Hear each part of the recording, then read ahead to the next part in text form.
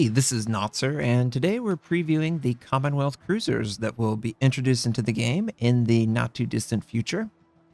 The Commonwealth cruisers will be anti-submarine specialists. They get the most upgraded version of the cruiser submarine surveillance ability, and I will talk about that along with everything else.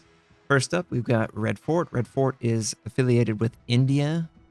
This used to be or is mirroring the Leander class. Normally what happens is Commonwealth fleet will kind of recycle old British designs. Britain will sell it to their country and then they'll retrofit it for whatever needs they imagine. And yeah, ultimately, pretty much every single cruiser that would be in the game has been in the game before, just as a British cruiser, and obviously different equipment, different stats, but the hull is definitely familiar. Now, let's take a look at the hull of the ship. 16 on the bow with 13 deck armor. Midship is a little bit more armored. Admittedly, it is a small cruiser, so hitting this thing is not going to be ideal for any bomber. It does have its citadel on the outside of the ship. Now let's take a look at the citadel. Yeah, there's a little bit of the citadel sitting on the outside of the ship that you can easily damage. And then, of course, bombs. If you were to actually land on this, you... that's the hard part, is it's so narrow. But if a bomb, an AP bomb, were to land, then it could punch through and potentially citadel as well. Survivability. No torpedo protection. It's got 6 152mm guns. The range, the upgraded range, is 14.3. Not bad. This is a smoking cruiser, so it will specialize in creeping smoke, not exhaust or regular. Creeping smoke was always a Commonwealth trait, and all it is just a smoke that allows you to move it around a little bit, but it won't immediately conceal your position. Now, you do get depth charges, air-launched depth charges, which is nice. The ability to affect the enemy submarine at range is definitely empowering, and one that is preferred, let's be real, because it's so hard for a destroyer to drive up to a submarine and drop depth charges right on top of him. The cruisers do not have to deal with that. They can all drive and use an airdropped depth charge, which will help immensely when trying to focus down. Now, Red Fort gets HE, AP, torpedoes. It also can choose between defensive AA or hydroacoustic. It has the unique crawling smoke generator that will allow you to move your position at a slower rate, admittedly, but it still allows to conceal your position, which will obviously be ideal for any ambush on a submarine or otherwise. And the submarine surveillance skill on Red Fort gives you 6 kilometers, and it lasts for 20 seconds, and it has a 120-second cooldown. There is no cooldown on submarine surveillance for cruisers. It's literally available from the get-go, so you can afford to be aggressive against submarines.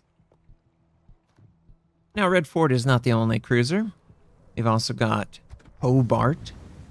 Hobart is, I believe, Australian. Yes, Hobart is an Australian Commonwealth cruiser, which was originally named Apollo, actually. That's kind of funny. It was sort of an improved Leander design, so it's familiar for sure, but it has improved armor, just slightly, barely. Actually has the exact same citadel thickness as Red Fort. Yeah, not much has changed. The citadel is actually extended out a little bit underneath. So, for example, if you're bombing Hobart versus Red Fort, if you miss against Hobart and it lands somewhere on the command tower, you could potentially citadel it, whereas you can't do that with Red Fort. yeah, it has just a little bit more armor, just barely more. 16 versus 13. You know, it's effectively the same as Red Fort. Survivability goes up. Still no torpedo protection. The number of guns increases. You go from 6 to 8 with 50% in the rear, 50% in the front.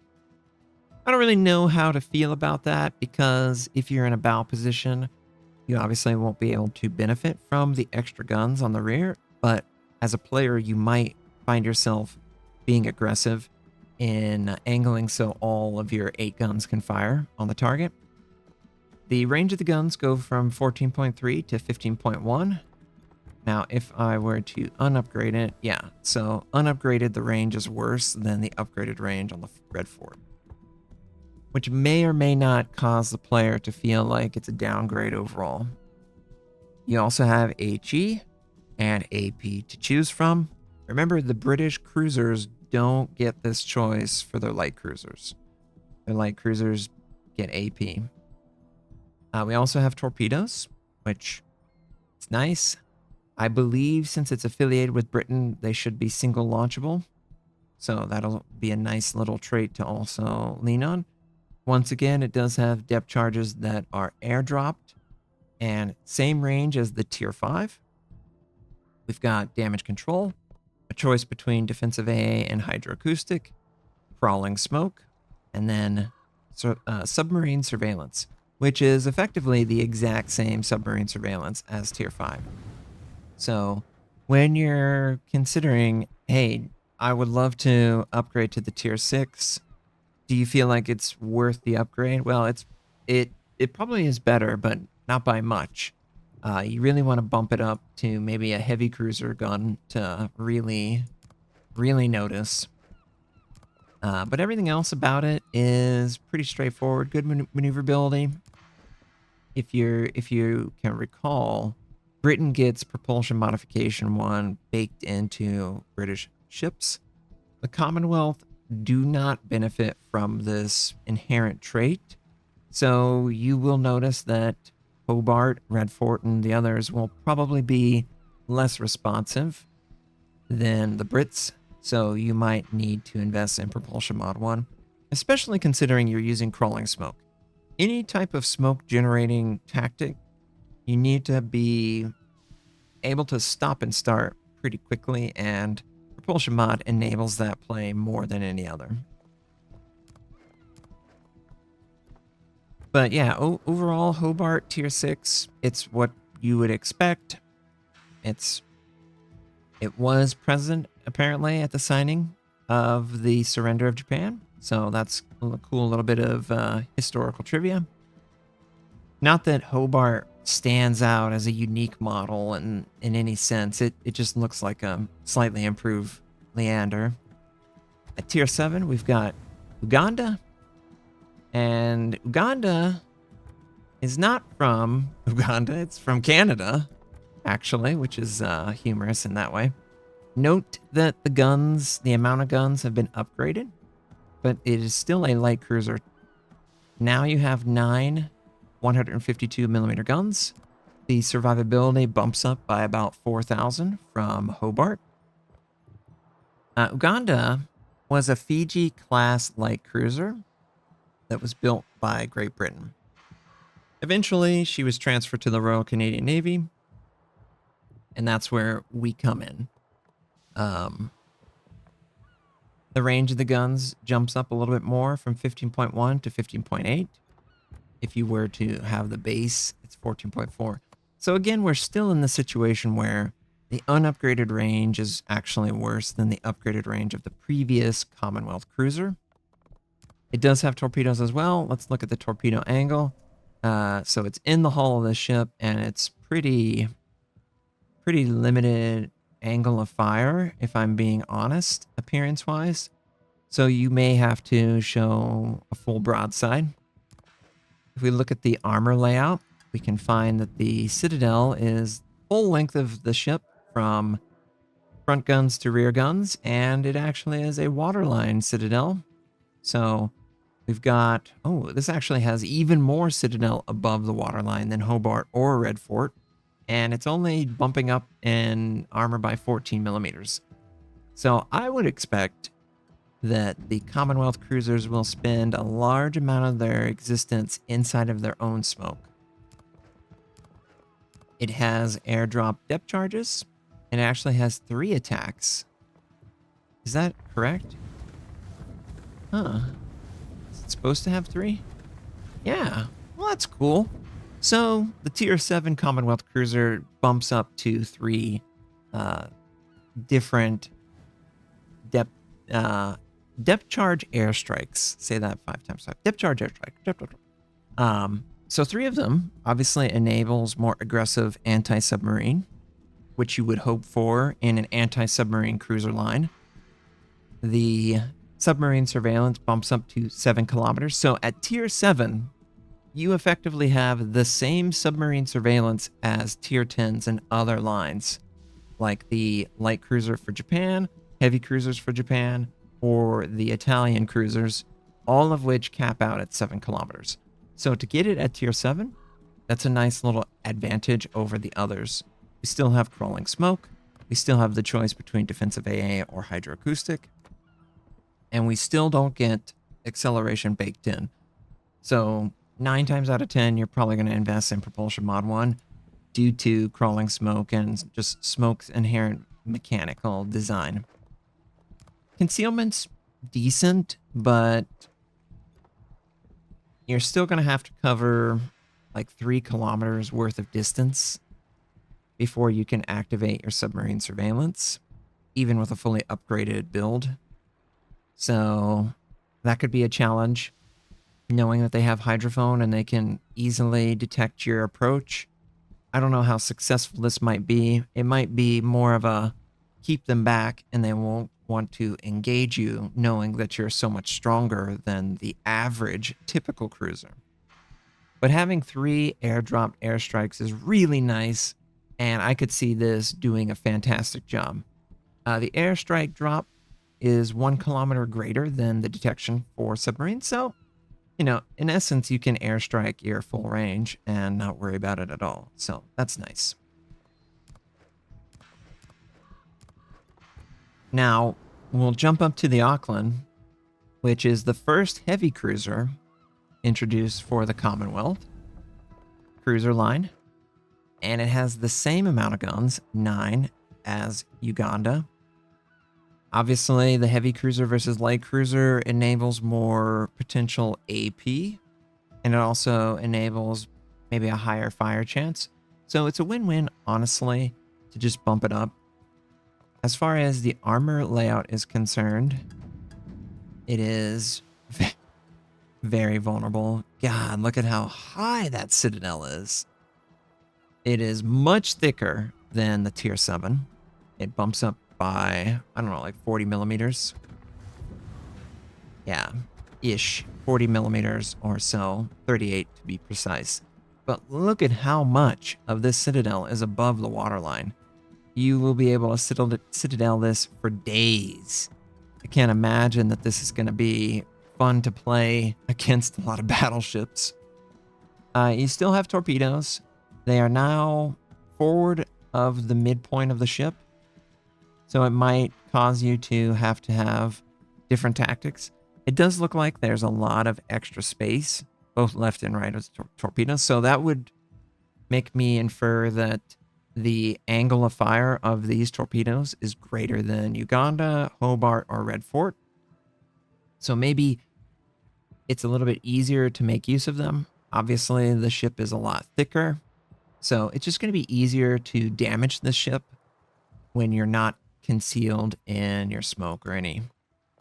Now, one thing that does suck, when you have a heavy cruiser smoke firing is not the best because of the large gun caliber that you have. But notice that the detection is only 8 kilometers when firing from your smoke. For the light cruisers, it's 5.4. So you have to compensate for about 2.5, 3 kilometers worth of bloom detection. And you might find yourself smoking and at the corner of an island. So effectively the island is blocking line of sight more than smoke is. I know that heavy cruiser smoke firing is just it's a real tough challenge, and one that I think would probably make players reconsider for half a second whether it was worth investing time in this kind of play. Now, as far as equipment is concerned, everything is as it was discussed before. We do jump up to tier 8, so that does mean we get repair party. Unlike the British line, you do not get repair party earlier than tier 8. The tier 5, 6, and 7, they don't get any recovery rate, so they rely more on hiding in smoke, hiding behind islands, and not taking direct fire. Whereas the Auckland, Encounter, and Cerberus, they have a little bit of repair recovery. Admittedly, it's not a significant amount. The submarine surveillance is still the same 7-kilometer range that you get at the tier 7. And you still get access to 3 air-launched depth charges strikes. So that's a nice little bonus for this ship line. We also get a little bit of torpedo protection, which is nice midship. I believe the torpedo protection goes from gun to gun, basically, front gun to rear gun. So if you were to take torpedoes, you would prefer to take the torpedo midship rather than on the bow or the stern, where you don't get that torpedo protection reduction. Concealment 13.3. It's not very good, but you can obviously equip concealment systems, and you can spec into concealment. And if I do spec into concealment, how much concealment can we get it down to? 10.8. All right. Not too bad.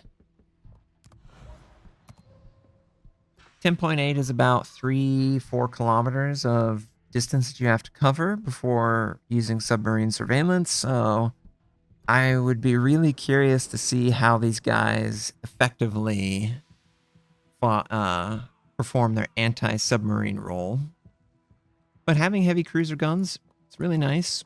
The range bumps up quite a bit, about 2 kilometers. Base range, if we were to not upgrade it, is actually better than the upgraded range of Uganda, or just barely under it. So much closer to what you're already familiar with. At tier 9, we have the Encounter. Now, Auckland was Great Britain, and then it was transferred to, I have to see, Royal Australian. The Australian, Canadian, all those, they look the same. Let's see. This was New Zealand. Yes, Auckland is New Zealand. All right, so Encounter, tier 9, Australian affiliated. Very low profile overall, huge superstructure. Just look at it. It's just, this one almost looks like it is like a prototype, something like that. It has the same 9 guns, 203 9 heavy cruiser guns on 3 gun turrets. The rear is very shallow. The range of the guns is 17.5, so not bad. The concealment is 13. So I think the concealment actually gets just slightly better. Yeah, just slightly better than the base Auckland. Interesting. Interesting that going up to the tier 9 gives you better concealment. But the tier 9 has heal. The tier 9 has 8-kilometer range submarine surveillance. So this is the best one in the game, and you get it at tier 9. So that's pretty nice. Same duration, same cooldown, everything that you're familiar with from before. You can choose anything that you would like. There's no equipment that is off limits, but there's also no propulsion that's baked in. So you kind of have to pick up propulsion mod 1 because you have crawling smoke. And wouldn't it be great if you got it baked in like the British cruisers? Not something that you benefit from, unfortunately. The torpedo are actually, where are the torpedoes? Oh, they're midship right here.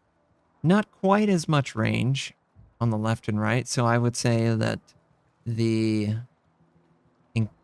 torpedo aim indicator is going to be a little bit more narrow, so it might take a little bit more angle to get it on target.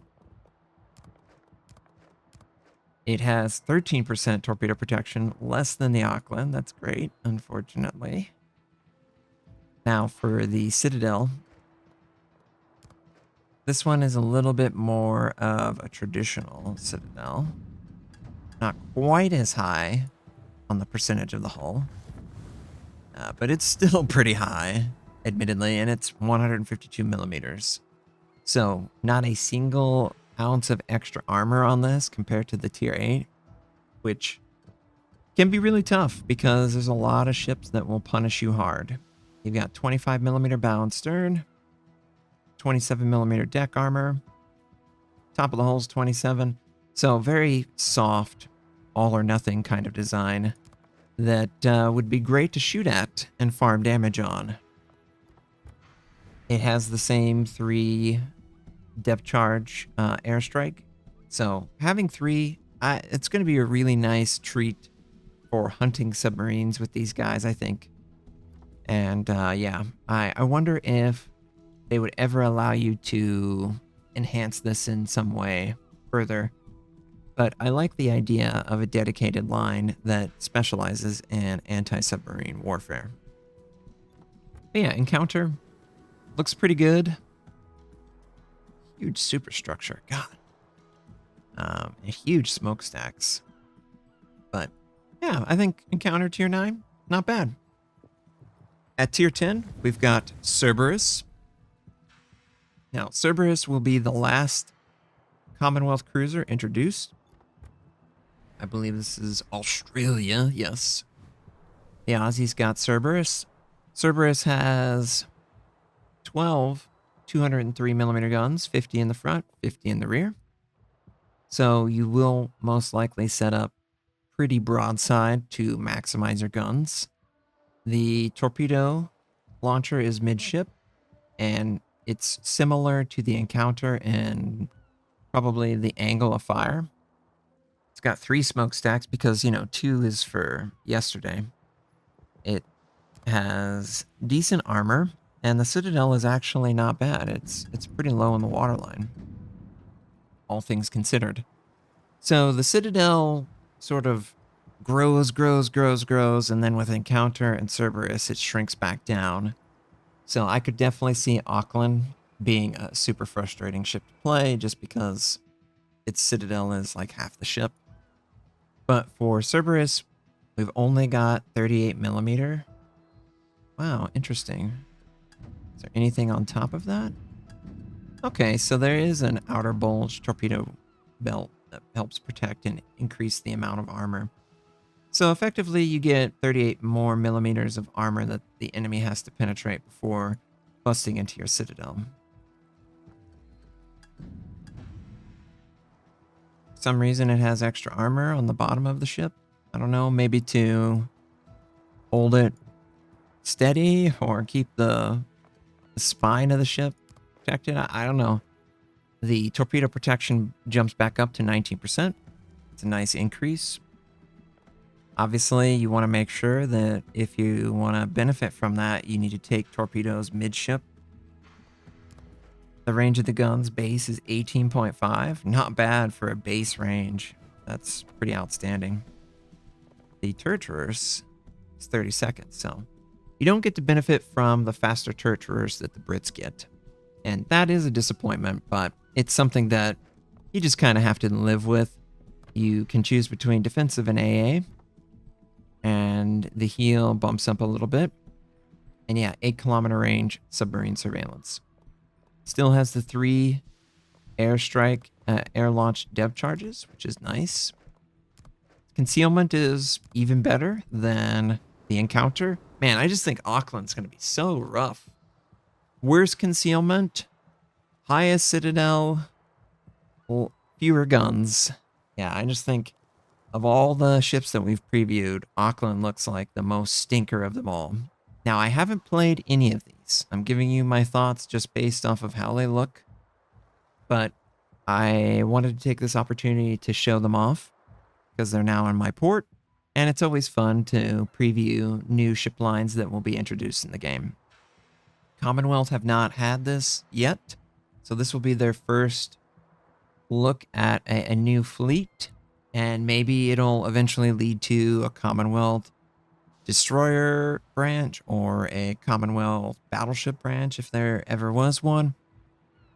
I like the anti-submarine cruiser role. How actually effective that is, who can say? Now, if we were to fully buff this up, as you might imagine, where can we get our... And yeah, slower torturers. Gonna have to compensate for that already slow torturers. It's very Japanese whenever I think about that torturers.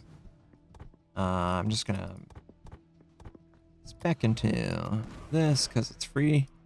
So the best possible concealment that you can get on Cerberus is 10 kilometers, with 2 kilometers of dead zone between your base detection and when you can detect submarines underwater. So not the greatest distance to have to cover between all the different Commonwealth cruisers, but there is at least a decent amount of distance that you must close in before actually being able to use submarine surveillance.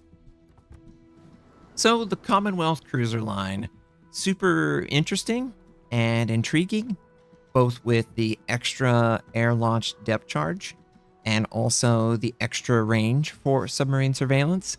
I could very well see submarine players being very cautious around these guys for the obvious reasons. Now, leave in the comments what you think of the Commonwealth cruiser line. Is this what you envision for the Commonwealth cruisers? If you like the video, please like it. I really appreciate all of your support. It means a lot to me, and I hope that you will continue to join me on this journey as we cover World of Warships and, in the future, Project Cold War. Thanks so much, and have a wonderful day.